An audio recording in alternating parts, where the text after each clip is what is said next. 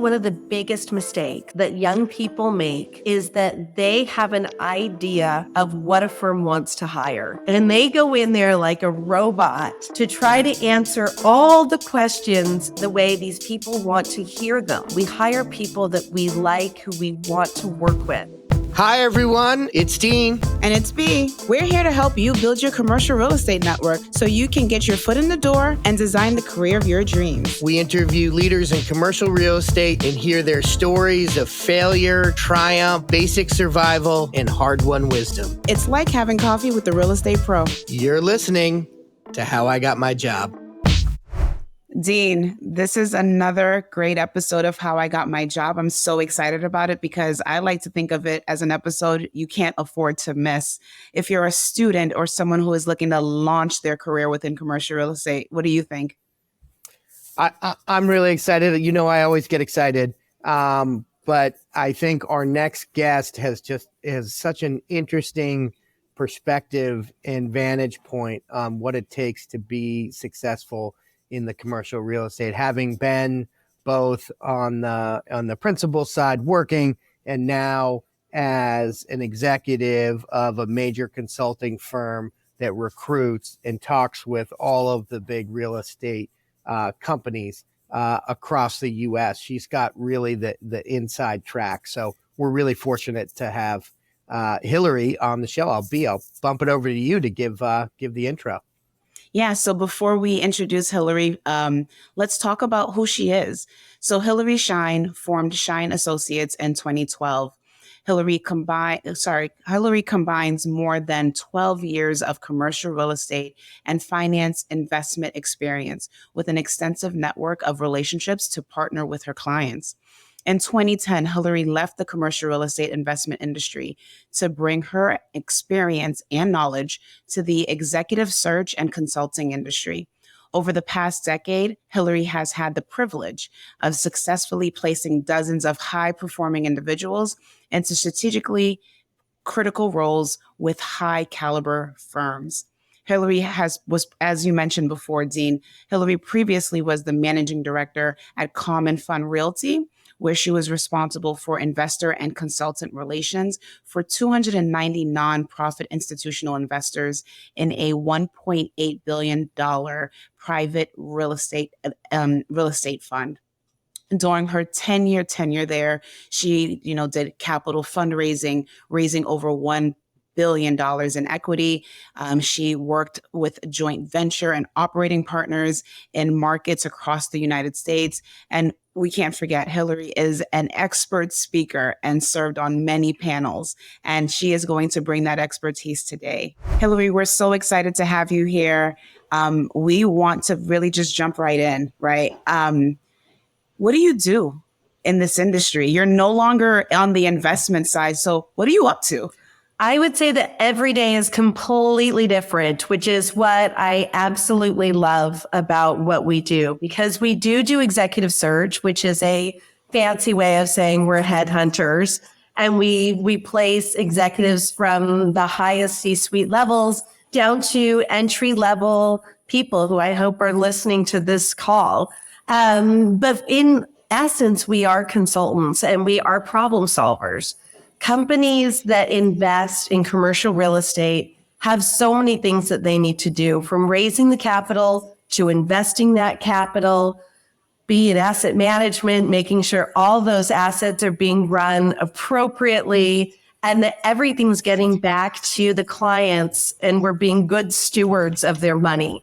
And I think that for us, everyone comes to us and saying, we have to accomplish all of these things. How do we do them? And the great thing about real estate is that, there's the money and there's the deal, but all of the people and relationships drive whether those deals happen and whether or not they're successful.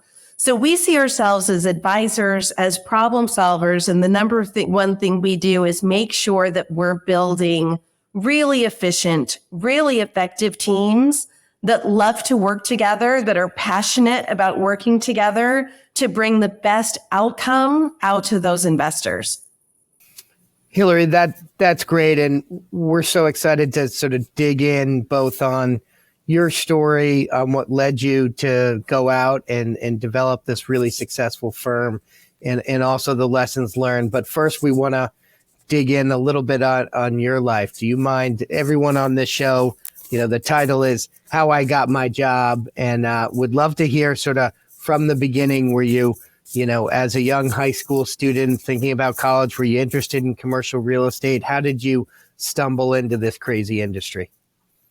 I think stumble in is probably the right way to look at it. I grew up as a military brat. My dad was a commercial, an Air Force pilot. And so we moved a lot. So you knew about every 24 months, Dad was going to call a family meeting and we were going to be going somewhere different. And it ranged from Alabama to California to Guam, Hawaii, Arkansas, you name it, we went there. And I knew that I loved math and I loved finance.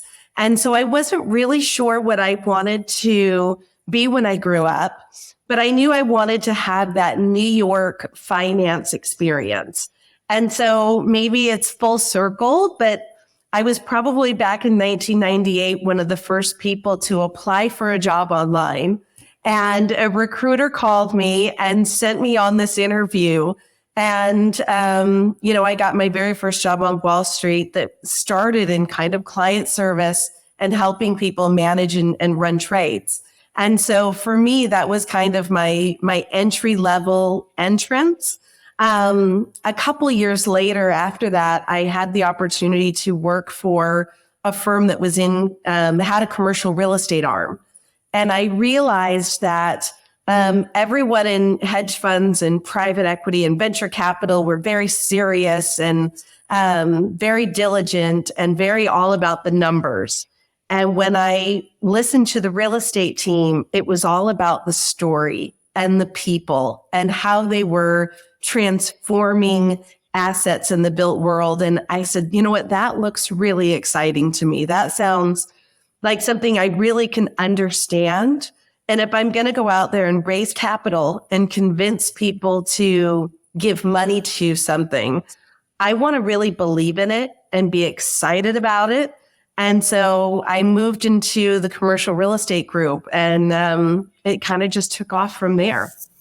That's great, Hillary. And one of the things in your background that I'm so interested in, and it sounds like, there's a couple other folks that we've interviewed as well that grew up in military families. And I think one of the lessons that we have tried to talk about with so many of our listeners is you don't necessarily have to have a background in commercial real estate. Your family doesn't need to be in that business, but you learn so many things through your upbringing and they can help you. And it seems to me, Hillary, and you can tell me if this is the case, but I'd be curious to see, having to travel all around and be in different environments, how did that sort of play out in this business? Because I know that the real estate world is such a people business, so you really have to develop a confidence and figure out how to connect with people, which is, I think, something that folks that grow up in the military learn just as a basic survival skill to move from area to area. No, Dean, I think that that's a great observation and certainly true for me. I knew that every 2 years I was going to be that new kid in elementary school, middle school, high school, and then eventually at college, where everyone was the new kid. But I feel like you had to adapt very, very quickly, and you had to, in order to survive, and I think surviving middle school or high school is harder than anything else. You had to learn to make connections with people very, very quickly, to find commonality with other people wherever you could, and to establish your tribe and establish who your allies were. And I feel like especially in commercial real estate, where relationships do drive success, that formative training, kind of being thrown into the deep end of the pool on a regular basis to start over, really helped me develop that kind of fearless ability that now when it's time to go to a new conference and I walk into a room of hundreds of people, knowing I know 5 of them that I probably won't even find, that you can, turn around and introduce yourself and start a conversation and look for where there is that connection. I do want to dig into so you're now investor relations side, you're out there fundraising. What caused you to get out of that, which obviously sounded like you were doing amazing at, to now go on to this side of the business? What was that shift for you? So I loved raising capital. I've seen on some of the other coffee connectors, some of the people that I would be approaching today to raise money from. And I love so many of those people, and I love that community, and I maintain so many of those relationships. But for me, it was really a function of the market.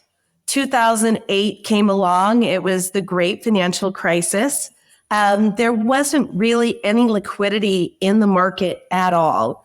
And it was the first time in my career from 2000 to 2008, everything was wonderful and the markets were wonderful. It was the first time I'd hit a real challenge where the market itself was really affecting my job. And I had to kind of say, okay, I need to have an opportunity. What's available to me? Because doing what I was doing may not be available for quite some time. We didn't know when liquidity was going to return, and no one was hiring capital raisers. So as I looked at what my skill set was and what I could think about doing, the only thing I really did have was my relationships. I had my relationships. I had people who knew who I was. I had people who knew I could add value, that I understood their organizations and what they were trying to accomplish, and how could I take advantage of that. And kind of switching to executive search was a natural, at the time, kind of a natural way for me to stay in the commercial real estate, but move to a different part of it. I said earlier that, hedge funds, there's a deal and a trade and it happens.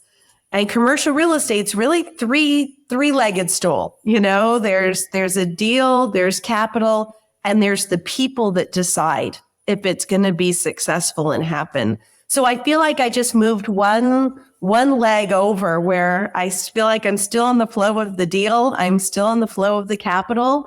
I'm just solving a different part of the problem. That's great. Hillary, and I think it's such an interesting thing, because a lot of people that we advise or that have gone further through the program come to these sort of moments in their career, which is, hey, should I stay or should I go? And, going into something that's unknown, right? If you've been a capital raiser, going into executive search, you're not necessarily sure how that's going to turn out. Certainly, I, went from being a lawyer to the brokerage side and then to running a business, know how that was. When you were making that decision to go over to the executive side, who did you work with? And did you have mentors that taught you something? Any surprises that you had that were different than maybe what your expectations were as you were starting out? I think I spoke with a lot of people, and it took me a little bit to find my home. I think the one thing is I found some people I could speak with who could start to teach me the industry. And I went to work for another firm that gave me a foundation. But what I did realize is that you do have to separate yourself. You have to be different. And what could I bring to a business that would be different? And one thing I did realize is that lots of people in executive search are very good at finding people, interviewing people, and presenting them to companies. But a lot of them don't know the source subject. And that was the one thing that I knew I could bring value to that was different. And I had a mentor who has since passed away, Chuck Bird, at Bentall Kennedy, which is now Bentall Green Oak. And he encouraged me to go out on my own and to start my own firm. And I remember telling him, okay, if you are encouraging me to do this, you have to support me. And I went to PRIA, a very massive conference, with a fresh business card that had been shipped directly to the Beverly Hilton Hotel. And I went up to Chuck and I gave him my business card and I said, okay, I did it. And he said, don't move. And I said, don't move. There's 1,000 people here. He said, I'm going to be right back.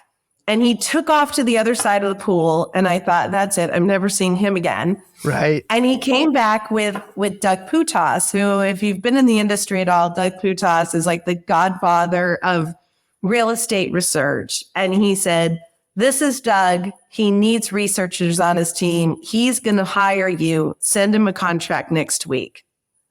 And I just feel like that is the power of relationships when, you have those good relationships and they say they're going to support you and they do. The power of that is unbelievable.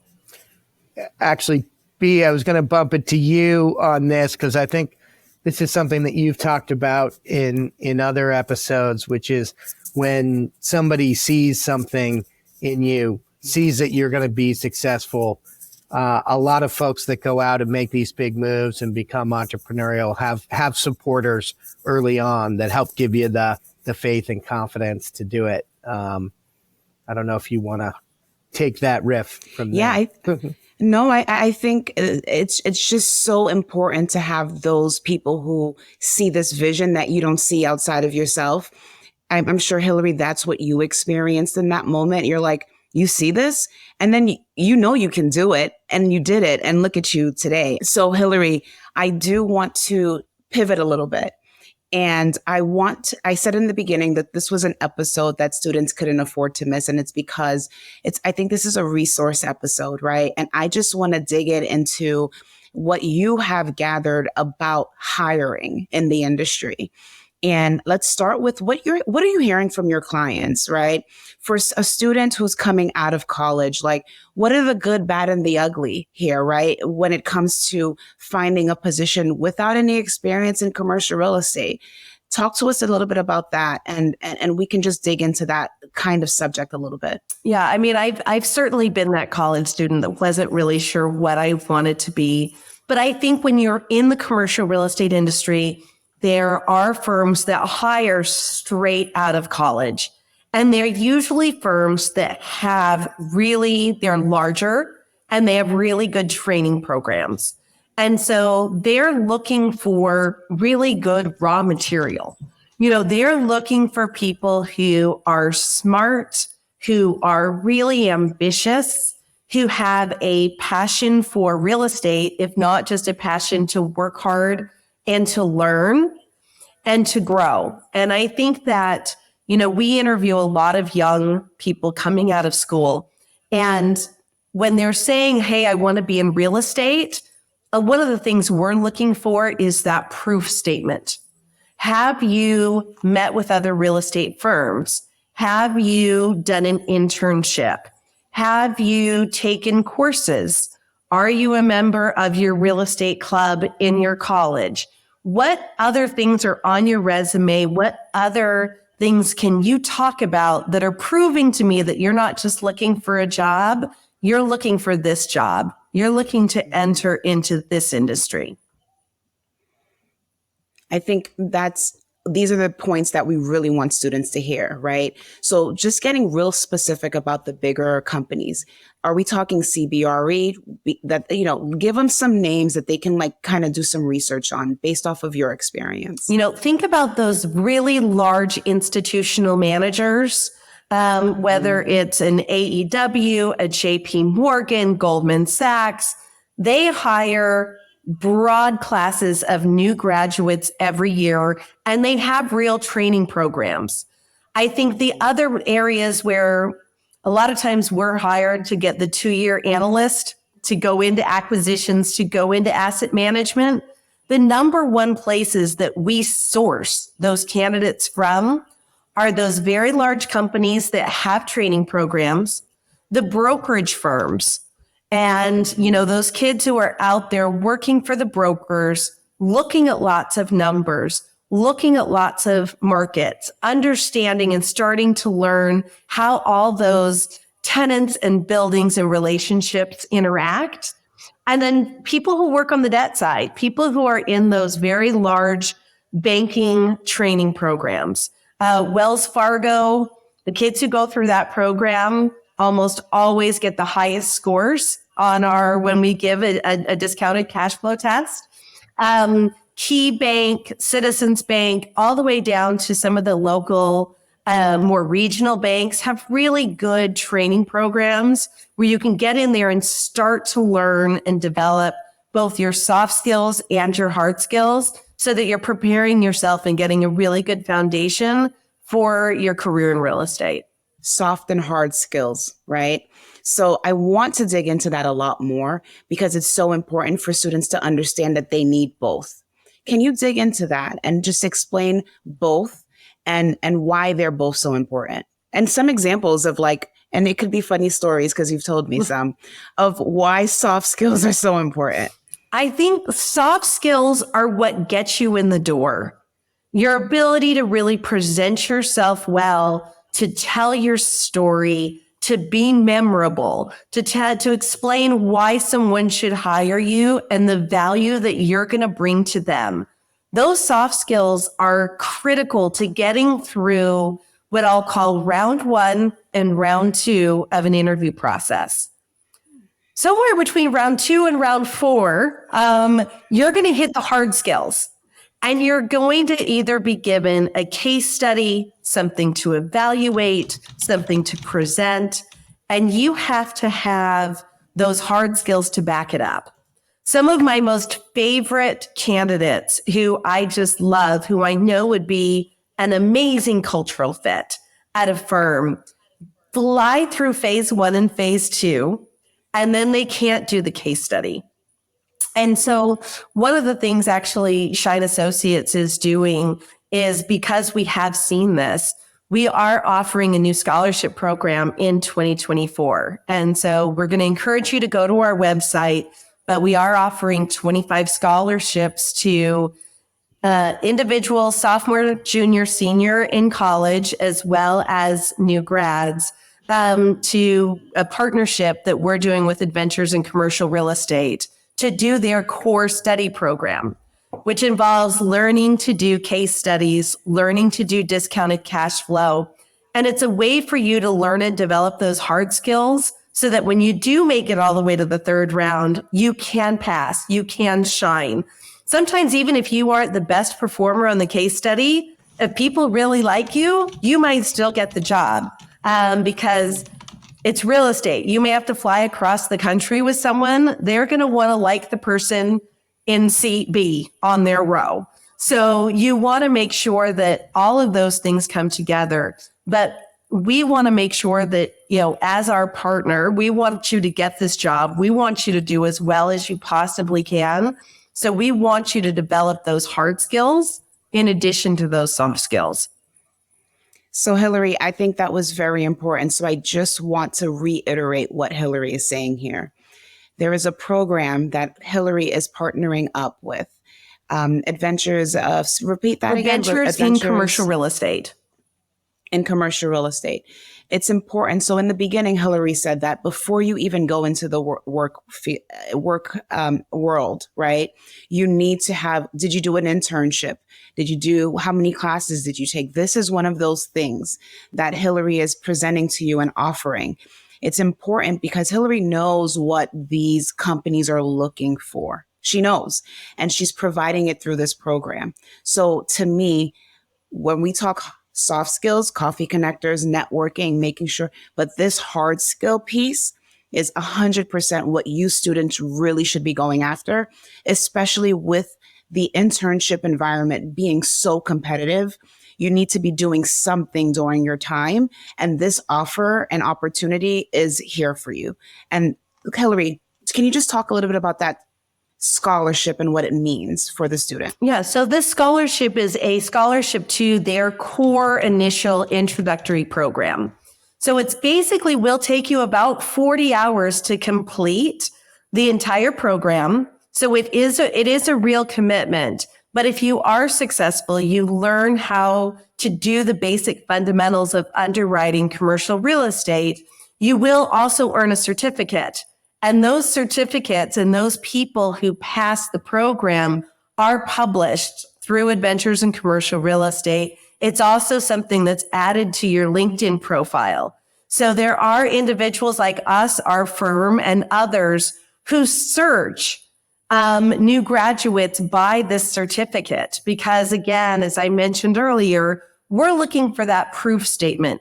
There's lots of kids who want a job. There's lots of kids who want to enter commercial real estate. We're looking for those who really want it, who've gone the extra mile and have the piece of paper and the certificates to prove out that desire. It helps us separate really quickly those who are serious from those who aren't. Yeah, Hillary, that's great. And if it's okay with you, we'll post in the show notes how students that are interested in applying for the scholarship can do so.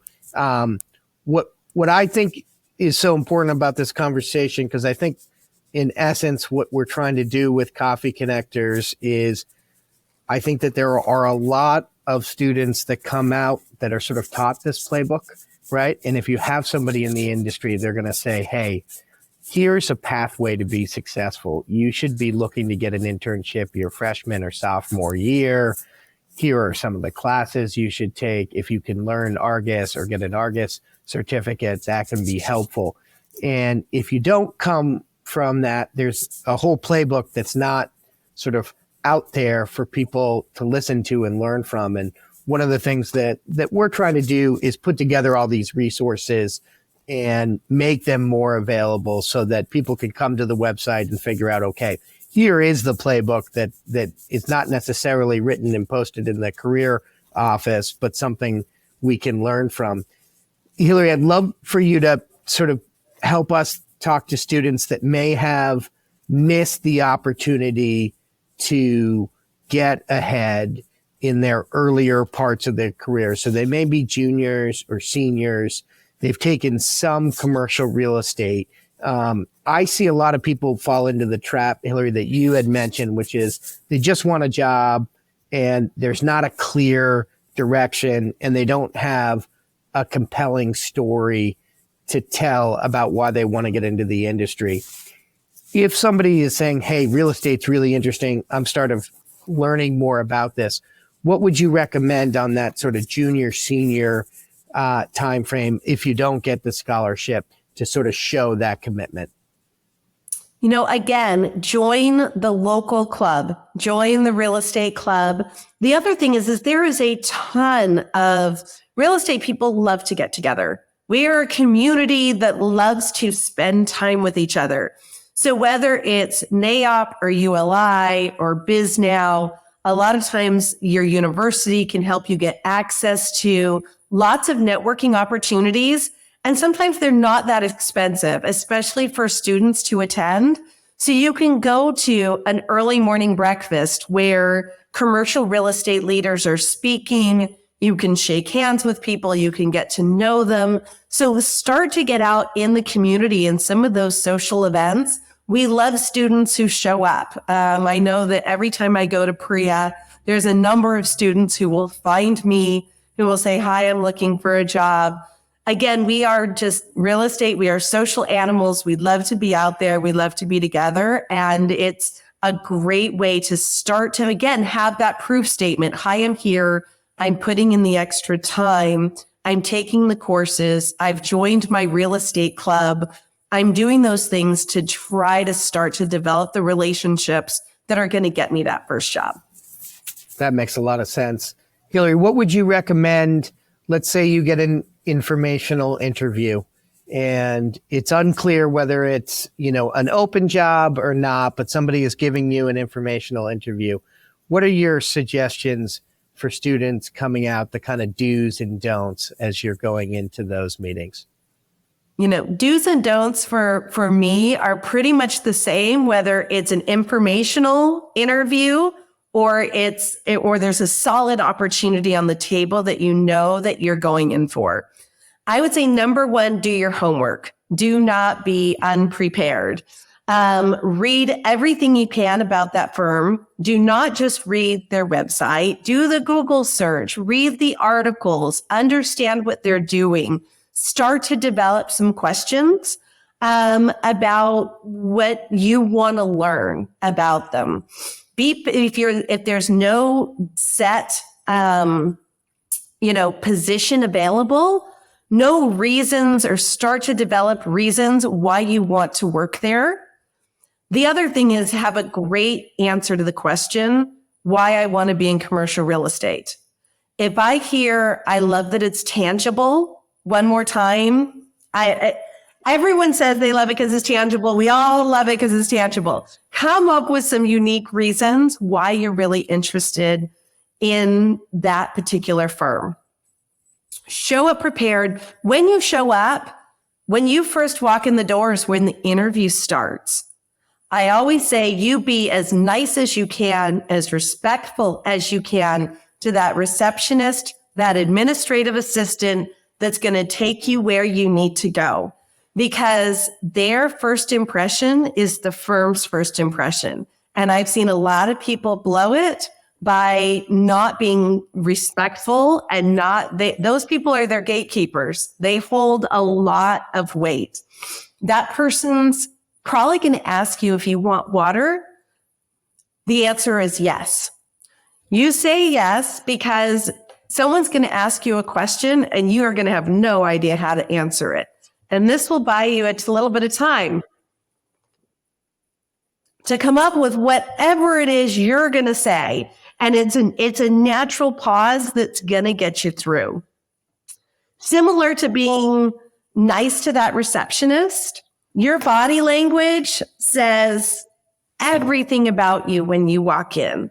So I actually encourage people to watch a TED Talk by Dr. Amy Cuddy. She is a professor over at Harvard. It's an old TED Talk, but it's all true about how to adjust your body language to be perceived as being confident and ready to perform. And I've had people interview pre and post watching this TED Talk, and the performance difference is huge. So use that as a resource. I will also say be memorable. The number one, if you think about Simon Cowell, and I'm not a big Simon Cowell person, but if you watch America's Got Talent or you ever watch the singing competition, American Idol, you will listen to someone say, wow, they were really good. And he might say, that was really good. No one's going to remember it tomorrow. There is something special and unique about everyone. And people hire people.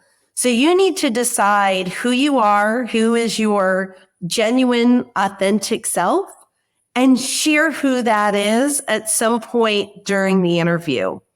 It'll also launch a conversation that gets to my final point, which is write a thoughtful, individualized thank you note. You cannot do dear so-and-so from so-and-so with the same cut and paste to everyone you just met. It's not memorable. So I often say when you're doing your interview, you may have to interview with lots of people. You may go in to meet with one or two people and they say, do you have more time? And you're now meeting with other people you're not prepared for. Take notes. And it might be you're writing down Dean, navy blue vest, and we talked about the following. And so you have something thoughtful and meaningful to follow up with that person in that thank you note to be memorable. So those are kind of my top tips, whether you know it's a specific job or you don't, to just go after every interview like it's the last job that's out there, because people are excited to work with people who want to work with them.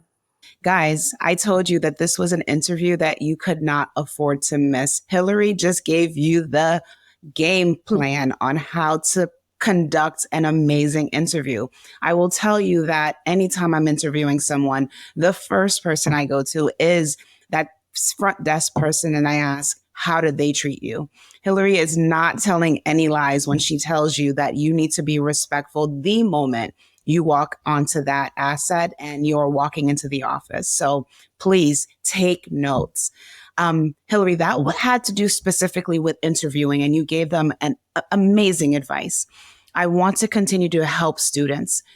What are Hillary's 5 top tips for students, professionals overall, what would you tell them? And I know you have good ones, and I want to continue to just give tips in order the way you're doing, because students like a playlist, right? And this is more helpful than just a lot of just conversation. They need to get specific instructions. So help us out with some overall tips. I think the number one thing is start to be self-aware of what's going to make you happy and what is truly your interest. A lot of times when we go speak at college campuses, which we do a lot, we say, what do you want to do within commercial real estate? And almost everyone says acquisitions. It's, I get to go out, I get to buy something, I get to underwrite something, I'm going to close it. And the more we talk to people and they understand who they are and what makes them excited, they might say, I'm a great problem solver. I love to diagnose and come up with solutions. Well, that's probably not necessarily an acquisition person. That might be an asset management person who's looking at an asset and saying, how do I extract more value from that? Mm-hmm. So whether it's property management, capital raising, there are 9 million different avenues to participate in the commercial real estate industry, and they do not expose them to you when you are in school. So your best bet is to look at people who've probably graduated the 2-3 years before you from your real estate club, from your school, and go spend time with them. What do they do on a day-to-day basis? What do they love about their jobs? What do they not like about their jobs? And what is resonating with you? Because it's really hard to say, I want to be in acquisitions, or I want to be in brokerage, or I want to do leasing. If you have no idea what those people do and what their day-to-day looks like, and unfortunately, there's no textbook that shows you or tells you what these people and what their role and responsibility really is in this huge industry. So I always say, talk to as many people as you can to figure out what roles really resonate with who you are, because ultimately that's where you're going to be the most successful. And Hillary, you're hitting on exactly what we have found, right? Within this industry is there are so many positions and no one really understands what positions do what, right? And so that's why how I got my job started, right? Because we want to expose students to these type of industries and this industry and these careers within this industry, and to be able to listen to someone who's actually doing it and how they got into it. Guys, I think, Hillary's just hitting all the points as to why it's so important to do your research and why this is a great resource for you guys to continue to listen to learn about different careers. So wanted to reiterate that. Dean, jump in here. I know you have some thoughts. Hillary, I think these are all really helpful. And I just wanted to unpack a little bit about being memorable and how you weave in. We always talk a little bit about, how do you weave in authenticity, that you are a unique person, you're bringing experiences to the table, but you're also trying to, at the same time, read the room and react and be self-aware and make sure you're answering the questions that they're asking. How do you stick out from the crowd? And I think you answered part of that, which I think is right, which is have some real research and some experience so that you can talk about something that's personal to you that you've experienced. But would love any other insights you have on that. I think one of the biggest mistakes that young people make is that they have an idea of what a firm wants to hire. And they go in there like a robot to try to answer all the questions exactly the way these people want to hear them. And again, we hire people that we like, who we want to work with, who we resonate with. I was working with a young candidate, and she was trying to write her thank you notes and trying to come up with the best way to follow up. And I said, She said, I just didn't connect with this person really well. I said, did you talk about anything? And she said, well, she asked me what I like. And I said I was a foodie. And she really liked food too. And I said, okay, well, you're from a unique culture. I said, in the follow-up note, say, hey, we were talking about foodie. You said you liked X.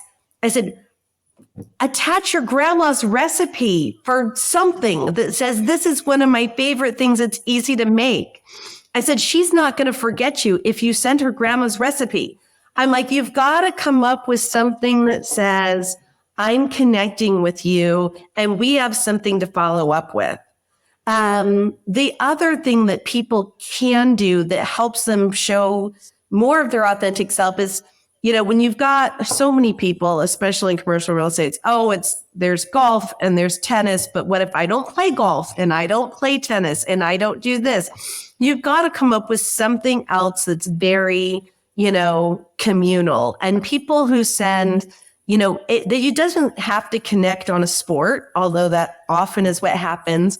But the ability to connect on food or thought or travel. Someone said, oh, so-and-so, they mentioned they're going to be traveling to my home country. I said, okay, what's something they should experience while they're there? Hi, thank you for the interview. It was great. I'm really excited. Follow up with, by the way, when you're in my country, if you're here, don't miss out on eating of this, trying of that, taking a picture here. Find something that's going to resonate that they're going to remember that interaction, because you have two chances. You have the chance when you're sitting across from them, and then you have a chance in that follow-up thank you note. So you've got those two chances to be memorable, and you've got to take advantage of both of them. So I want to pivot a little bit. Hillary, last year at the top of the year, you gave your top 2023 hiring trends. And if I remember correctly, they were companies right-sizing organizations. It was movement of senior level executives, and then moving back into the office, of course, with some flexibility. I want to hear what you're thinking 2024 is going to look like. I'm just thinking I forgot that I said that and I was right.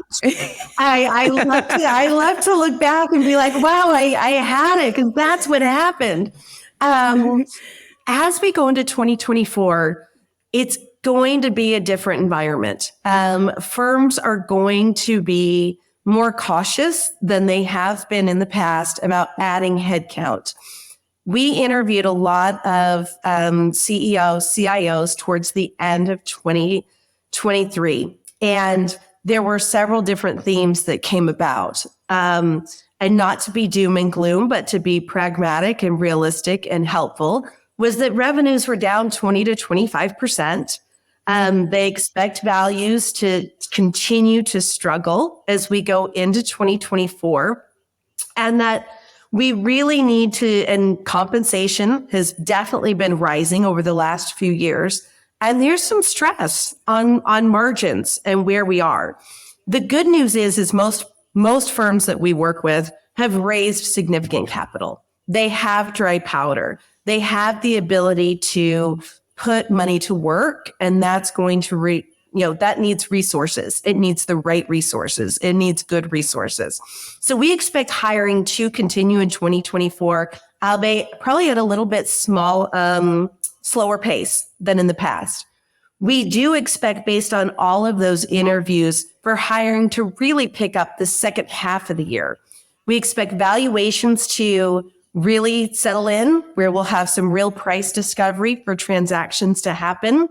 We also expect the Fed to have figured things out a little bit, settle down where interest rates are, so that people can feel comfortable again with transactions and more liquidity in the market. All of that bodes really well for people who are kind of graduating as they kind of look to graduate this year. I would tell new graduates this year, if you don't see a really good job straight out, don't forego doing one more internship at the end of your senior year. You never know. If you really perform, they might keep you on going forward. So don't shy away from that opportunity. But we do think there's going to be hiring, but that hiring needs to be exceptional. They are going to be very specific about who they want to hire, and they're going to want some flexible talent. I think maintaining a really wide open, flexible plan that says, I'm going to go into a firm and I might start in asset management because they're not buying anything. And I might get the opportunity to move into asset acquisitions later when transactions pick up. I might start in property management because there's some real problems in leasing, and I might have the opportunity to graduate to asset management later. I think keeping an open mind to get in the door, to be flexible about how you think about things, and continuing your education is going to be really key for people graduating this year. Hillary, that's such great advice. And I really want to hone in on that fact. Like, get in the door. Where you start does not mean that's where you will end, right? Everyone on this podcast, myself, Dean, Hillary, we started in one place and we're literally on the opposite side of what we thought we were going to do. As long as you get into that door of commercial real estate, you will be able to play in the arena. Hillary, if you could go back in time and sit down with yourself as a junior in college trying to figure out what to do in this world, and you could give yourself one piece of advice knowing everything that you know now, what would that advice be? This question is so hard, but I think I'm going to hone in on something that B just said. Both you and B started your career here, and now you're way over here. I think if I could give myself some real advice, I would say plan to be surprised. Plan to be pleasantly surprised. Because if you had asked 20, 21-year-old me that 25 years later, I was going to have owned a successful company for 12 years that was in executive search and advisory to some of the biggest real estate companies in the world, I would have laughed. I would have thought that was the biggest joke. And I never even thought at the time that I would find an industry that I loved, that I would love going to work every day, that I would develop the network and the support to launch a successful firm and have it still growing and doing more than a decade later. So I think the best advice to myself would be prepared to be surprised. Be prepared to just go for it, because you're never really sure what opportunities are going to be presented to you. It might involve a move. It might involve a career change. It might involve switching verticals in a company. It could end up and take you so many different places. But if you're not surprised and you're able to just embrace and go along for the ride, it's a really fun ride. And commercial real estate's the best place to go for it. Mic drop. Okay. Ladies and gentlemen, it's Miss Hillary Shine here, and she just gave you everything you needed to know in this one episode. Download it and listen to it over and over. It's just information that you need, even as someone who's in the industry right now. It's always great to have these reminders. Hillary, thank you so much. We appreciate it, and everything that you just provided to the students and professionals. It's just amazing to have you on. Thank you. Thank you. Thank you for listening to How I Got My Job, a podcast from Coffee Connectors. Coffee Connectors helps connect first-gen college students with a whole new level of opportunity in commercial real estate. To learn more, visit coffeeconnectors.com. We would love to connect with you.